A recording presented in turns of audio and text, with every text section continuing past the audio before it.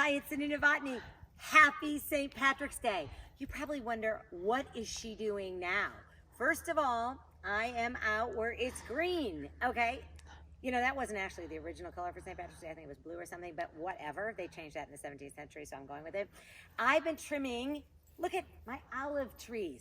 This is like, yes, you can really make these nice and put them in a vase, but we had to trim these olive branches, and I've been a part of that.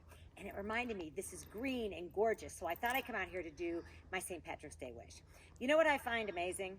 Is that when you go online and look at all the history of all these different holidays, one thing that comes to mind is that St. Patrick's Day was a dry holiday until the 70s. Now, does that make much sense? I don't think that makes enough sense in the world, because it's all about green and green beer and having fun. But also, my favorite dish, corned beef and cabbage, that I make every St. Patrick's Day, grew up having it, was not actually anything the Irish ate. They didn't eat that. That was Irish immigrants, and that's the best news.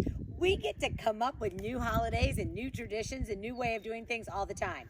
But the one thing we got to remember is it is a holiday. And anytime there's a fun holiday, it's time to experiment. So make a theme party tonight, you know, create some shamrock cookies, have some corned beef and cabbage, drink some beer, and enjoy life, because that's what it's all about. Happy St. Patrick's Day.